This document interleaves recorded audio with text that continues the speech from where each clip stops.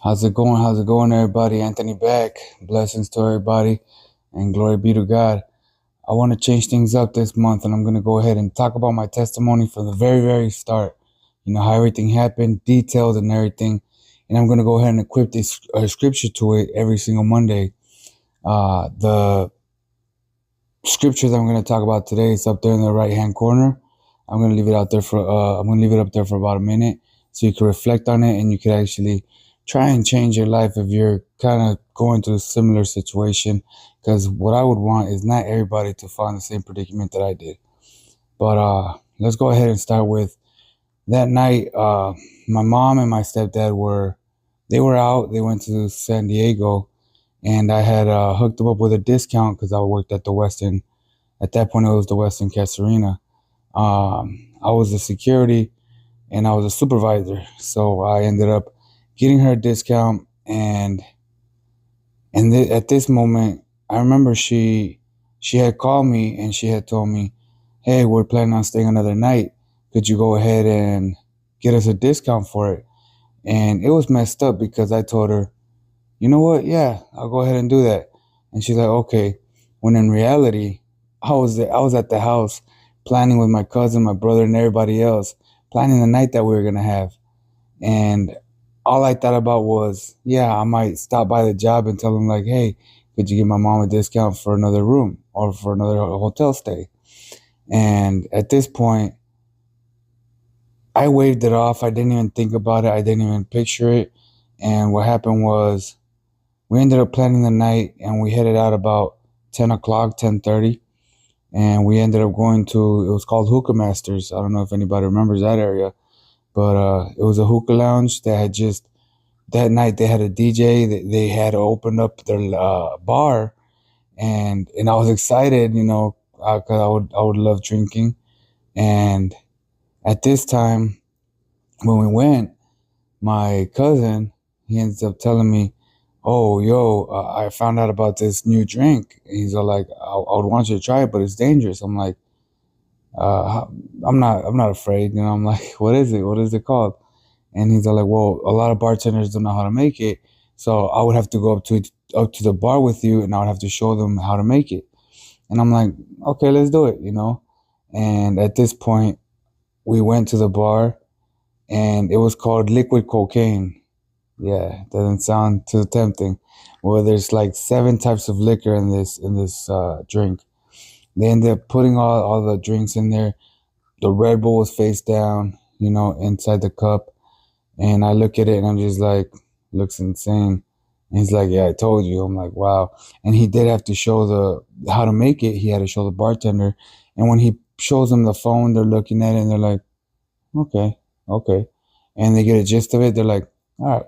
And then they're making it. Well, I had two of those drinks that night. And in my head, I'm just like, "Yeah, it's not getting to me. I'm good." And he's just shocked and he's just like, "Are you sure?" I'm like, "Yeah, I'm good." And from there, I go and I do the mistake of mixing it with beer. And I have probably around maybe 3 or 4 beers. And as I speak, that is not a good mix. And at this point, I am over intoxicated. And I probably danced that night, smoked some hookah, and hung out with the people that were there, which was like three of my cousins in total, my brother. My sister didn't go because she was working at this time. My other sister was busy because she had just had my niece, and in this certain predicament, I had my girlfriend, and I heard that we got in an argument and we got in a fight because she didn't like me getting intoxicated. She's always like, "You can never control your alcohol. You're always out drinking. You can never control yourself." And we went into it and we got in an argument. And at this point, um, my brother explained the story because I don't remember 100%. Like I say, um, I was in a situation that I got into that I'll explain more about that later. But so he tells me that we got in a huge argument and that she got to the point where she's all like, "You know what? If you want to be doing this and you want to be getting drunk like this and not listening to me," she's like, "It's over. I'll just break up with you." And my brother overheard this, and he's all like, damn, so she's breaking up with him like that. And at this point, I guess I went up to her and I was just like, you know what, you want to do that? Fine. Because I had so much pride when I'm intoxicated, and I don't care. I could care less. And I told her, okay, you want to do that? That's fine. And I ended up throwing like $1, her ID, and some change at her. And I throw it. I'm like, here you go. Here's your stuff. And from there, I guess I started walking over to my car. I had drove that night. I start walking to my car. My brother says he catches up, takes the keys from me. He's like, no, you're not driving. He gets like, because you're intoxicated. And I'm like, okay, cool. And he ends up taking over the wheel, and I end up hopping in the passenger. My two cousins hop in the back. And at this point, my brother's he's driving, and I get to a point where I start bugging him, and I start telling him, dude, hey, let me go with my cousin, because my other cousin, he was the one he was in the Camaro SS. And as you can see a picture of how the car was left, it's over here on the left. I'm gonna go ahead and leave that up for a while so you can reflect of the situation that you could get into. But yeah, like I said, I should have been dead, but thank God I'm still here. And honestly, that's when my brother says that I believe we probably stopped at a red light, and I end up getting out of my car and I run to my cousins. And this is one flashback that I have, that I get into the car and my cousin turns and he's like, what are you doing? And I tell him, like, I'm riding with you. And he's like, okay. Like he could care less. And I'm just like, yeah. And later on we started talking about the girl problems, because he had his own situation with the females, and at this point my girlfriend had, we had a huge argument. So we start talking, and we start, going off of the opinions about what we're going with the females. And that's when later on, I believe that we ended up stopping at, I believe it was Spring Mountain and Desert Inn, I think. And, or Sahara and Desert Inn. It was one of those.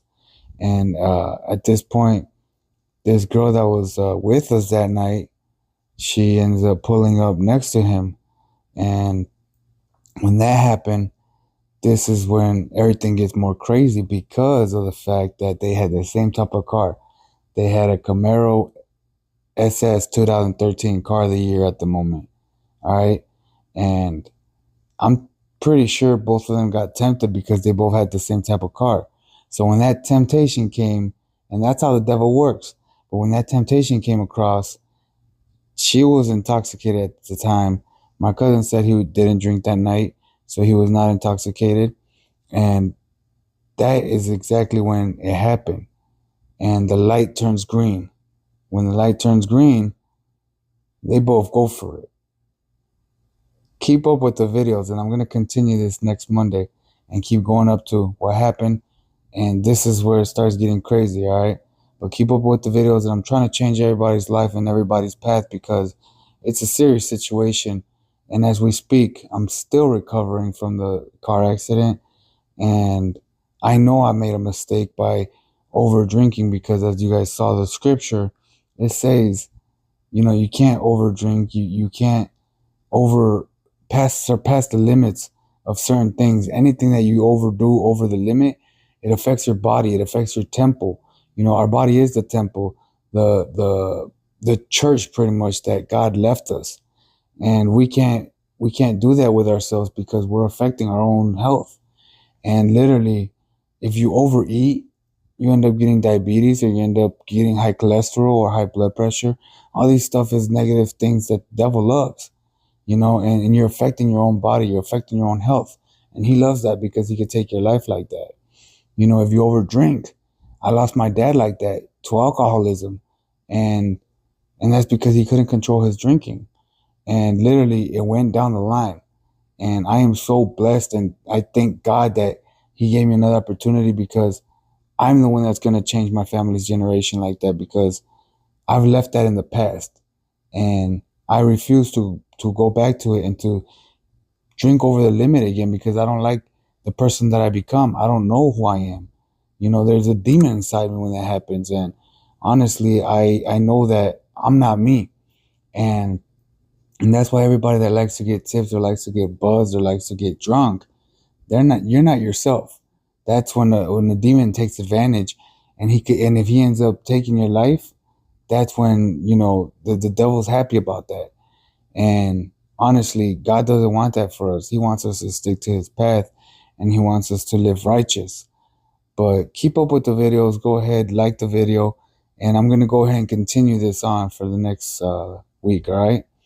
Thank you so much for watching. God bless, and everybody stay safe out there.